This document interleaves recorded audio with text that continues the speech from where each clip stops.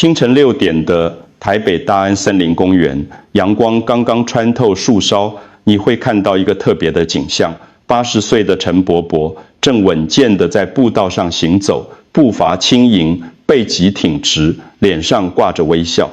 而另一边，才60多岁的王阿姨却需要拄着拐杖，每走一步都显得吃力，膝盖隐作痛，不敢再像从前那样自由活动。你有没有想过，为什么同样是年长者，有人80岁依然健步如飞，有人60岁就已经需要辅助工具？答案不在于基因，不在于运动量，而在于一个关键：身体的平衡能力和肌肉记忆。今天我要和你分享6个经过日本和台湾医学界证实的动作，这些动作能够有效恢复身体平衡，增强关节灵活度，而且每天只需要10分钟。是的，就是10分钟。但是有一件非常重要的事情，我必须告诉你：如果你没有看到影片的最后部分，你可能会用错误的呼吸节奏来练习，结果不但没有效果，反而会让你的疲劳感加倍，甚至造成不必要的伤害。请把这支影片分享给家中的长辈，让他们也能受益。别忘了订阅频道并开启小铃铛，这样您就能收到我们最优质的健康建议。我想知道您是否正在观看这部影片。如果您觉得这些内容对您有帮助，请在留言区打上数字1；如果没有帮助，请打上数字0。让我用一个简单的比喻来解释。你的肌肉就像汽车的引擎，如果一辆车长时间不发动，引擎里的机油会前核，零件会生锈，等到你真正想要开动它的时候，会发现它已经变得迟钝无力。人体的肌肉也是一样的道理。在医学上，我们称这种现象为肌少症，英文叫做 sarcopenia。这不是一个罕见的疾病，而是几乎每个人过了50岁之后都会面临的自然过程。根据台湾的研究数据显示，大约有30%的60岁以上长者正面临肌肉流失和力量减退的问题，但很多人根本不知道自己已经进入这个状态。想象一下这样的场景，许多长辈每天大部分时间都坐在沙发上看电视，很少走动。慢慢的，肌肉开始忘记它原本的工作，他们不再记得如何支撑身体，不再记得如何维持平衡，就像一个长期没有被使用的工具，逐渐失去了它的功能。但好消息是，这个过程是可以逆转的，只要每天用正确的方式，温和地唤醒你的肌肉，它们就会重新记起自己的职责，重新变得强壮。在日本有一个概念叫做身体的改善，英文是 Kaizen Corporal。 这个理念非常简单，不需要一次做出巨大的改变，只需要每天让你的身体进步1%。听起来很少，对吗？但是如果你持续100天，累积起来的进步是惊人的。我喜欢用一个比喻，你的身体就像一座花园，如果你每天早晨都花一点时间浇水、除草、照顾它，那么花朵自然会绽放，生命力会重新涌现。但如果你长时间忽略它，杂草会蔓延，土壤会变硬，花朵也会枯萎。接下来我要分享的6个动作，不需要你去健身房，不需要任何昂贵的器材，它们看起来简单，但只要你每天坚持做，效果会让你自己都感到惊讶。记住，关键不在于动作有多复杂，而在于你是否能够持之以恒。第一个动作叫做觉察步行，在日语中称为 sample。 想象这样的画面：清晨时分，你走在绿树成荫的小径上，周围没有车声，只有鸟鸣和风吹过树叶的沙沙声。你的步伐很慢，每一步都是有意识的，每一次呼吸都是深沉而平静的。这不是普通的散步，这是一种带住觉知的行走方式。日本的研究显示，这种缓慢而专注的步行方式可以降低60%的血管硬化风险，同时大幅提升腿部肌肉的稳定性和协调能力。你可能会问，只是走路而已，真的有这么神奇吗？答案是肯定的。因为当你用正确的方式走路时，你不只是在锻炼肌肉，你也在训练你的神经系统，让身体和大脑重新建立联系。让我告诉你具体怎么做。首先，把你平常走路的速度减慢到一半，是的，一半。放下手机，不要听音乐，只专注在你的身体上。保持背部挺直，肩膀自然放松，不要耸肩。然后开始调整你的呼吸，吸气2步，屏息2步，吐气4步。这个节奏叫做2:2:4呼吸法。每天早晨只需要10分钟，不要急，因为真正的力量来自于缓慢和稳定。当你放慢速度，你会发现自己开始注意到脚掌与地面接触的感觉，注意到身体重心的移动，注意到每一块肌肉是如何协同工作的。这种觉察力本身就是一种训练，它会让你的身体变得更加灵敏，平衡感也会自然提升。记住，不要赶时间，力量和稳定都藏在那些缓慢而坚定的步伐里。第二个动作源自日本的国民运动收音机体操，日文叫 Radio Taiso。如果你曾经在清晨6点半去过日本的公园，你一定会看到这样的景象：轻快的钢琴音乐响起，从小孩到老人，所有人都跟着音乐做着同样的动作。这不只是运动，更是一种集体的仪式，一种社区的凝聚力。收音机体操只需要3分钟，包含13个简单的动作，但它却能唤醒全身的每一个关节。这些动作设计得非常科学，从颈部、肩膀、手臂到腰部、腿部，每个部位都会被温和地活动到。做完一轮，你会感觉整个身体都醒过来了，关节就像被加了润滑油一样灵活。很多台湾的长辈告诉我，他们早上起床时常常觉得身体僵硬，特别是肩颈和腰部。这是因为我们睡觉时，身体长时间保持同一个姿势，血液循环减慢，肌肉处于休眠状态。收音机体操就像是给身体的一个温柔的叫醒铃，让它从休眠模式切换到活动模式。你不需要特别的场地，也不需要穿运动鞋。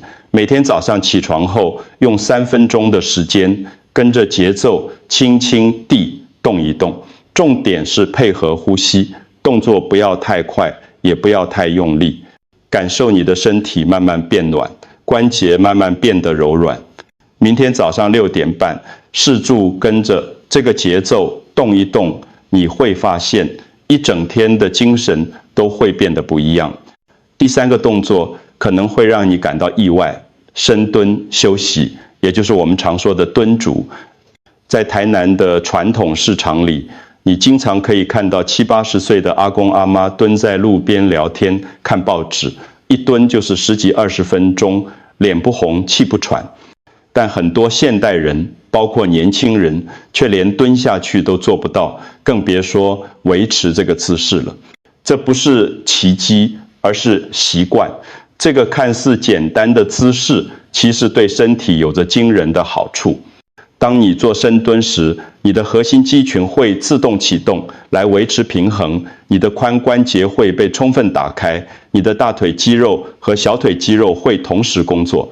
更重要的是，这个动作可以大幅改善下背部的疼痛问题，因为它帮助脊椎恢复自然的弧度。但我必须强调，安全永远是第一位的。如果你很久没有做过这个动作，或者膝盖有旧伤，千万不要勉强自己。让我告诉你安全的练习方式。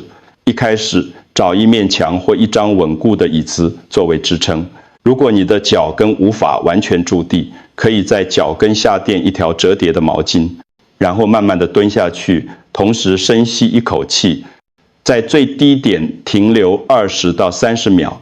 这个时候你可能会感到大腿有点颤抖，这是完全正常的。这个总颤抖代表你的肌肉正在苏醒，正在重新学习如何工作，然后慢慢的站起来，过程中持续呼吸，不要憋气。刚开始可能只能维持几秒钟，没关系，每天多练习一点点，你会惊讶于自己的进步速度。记住，那种肌肉颤抖的感觉不是虚弱的象徵，而是你的身体正在变强壮的证明。第4个动作是单脚平衡训练。这个动作看起来简单到不可思议，就是单脚站立。但是当你真正尝试的时候，你会发现这其实是一个非常高级的神经协调训练。让我解释一下为什么。当你用单脚站立时，你的整个身体都在和你的大脑进行对话。你的脚踝需要做出微小的调整来维持平衡，你的小腿肌肉和大腿肌肉必须协同工作，你的核心肌群要保持稳定，而你的小脑正在处理每秒钟数千个微小的平衡讯号。这是一个完整的身体系统训练。台湾和日本的研究都显示，每天练习单脚站立1分钟，可以降低高达70%的跌倒风险。对于年长者来说，跌倒往往是健康状况急剧下降的起点。一次跌倒可能导致骨折，骨折需要卧床休息，卧床又会导致肌肉进一步流失，形成恶性循环。所以预防跌倒就是在保护你未来的生活品质。练习方法非常简单，找一面墙站好，确保你随时可以扶住它，眼睛盯着前方一个固定的点，这会帮助你保持平衡，然后慢慢抬起一只脚，让它离开地面，大约10公分。一开始先维持20秒，然后换另一只脚。随着练习的累积，逐渐延长时间到60秒。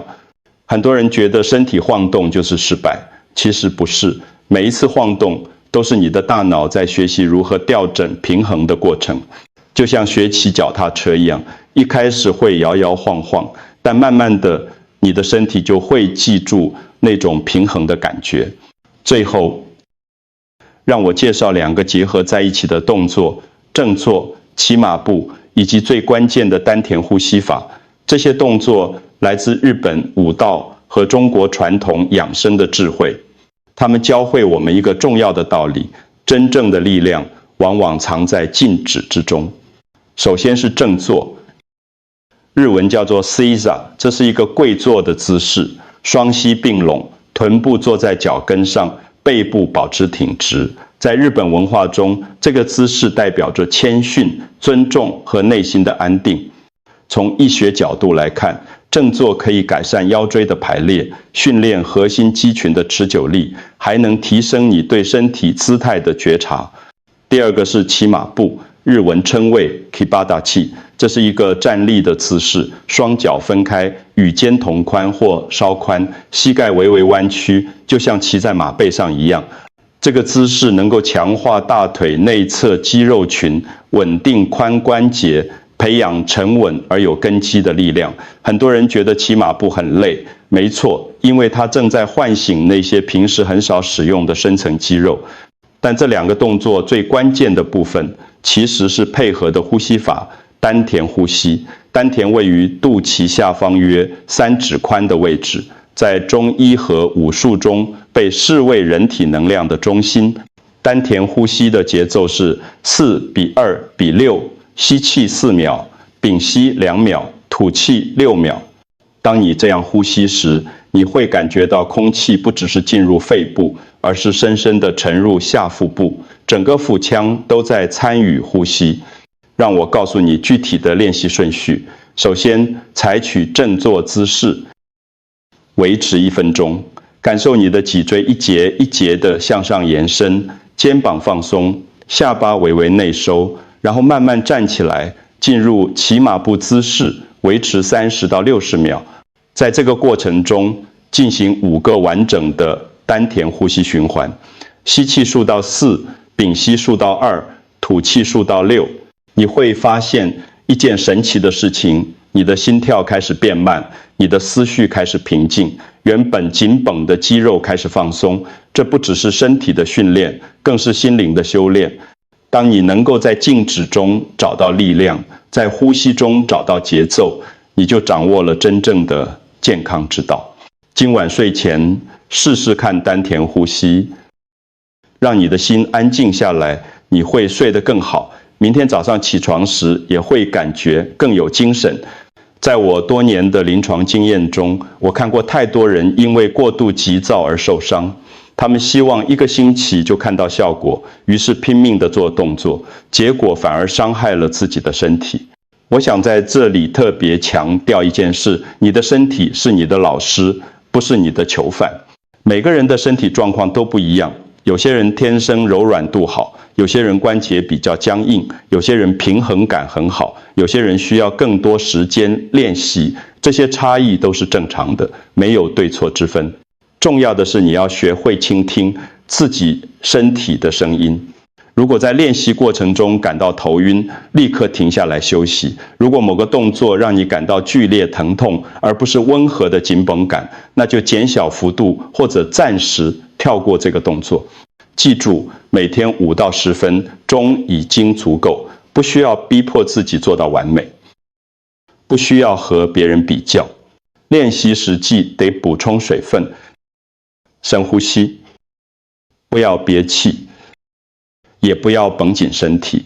动作的质量永远比数量重要。一个做得正确的深蹲，胜过10个姿势错误的深蹲。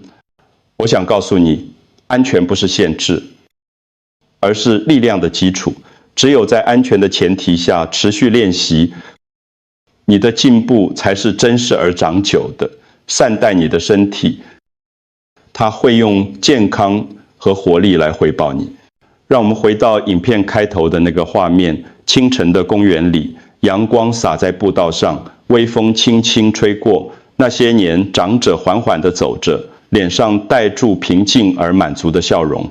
他们不是天生幸运，也不是拥有特别的基因，他们只是选择了每天清晨起床后，花10分钟的时间，好好对待自己的身体。真正的青春不是用出生年份来衡量的，而是用你每天早晨能不能带住目标和活力起床来衡量的。当你的身体依然灵活，当你的关节依然有力，当你能够自由地行走、蹲下，保持平衡，那才是真正的年轻。我想送给你一句话：身体不会背叛你，它只是在等待你再次动起来，它一直都在那里，等着你重新唤醒它，等着你给它一个恢复活力的机会。从明天开始，从这6个简单的动作开始，让你的身体重新记起它原本的力量。如果这支影片让你有所触动，请分享给你的家人和朋友，让我们一起努力，让台湾的每一个清晨都充满更多的活力和希望。请按赞、留言，告诉我你会从哪一个动作开始练习。我很期待听到你的分享。谢谢你的收看，我们下次见。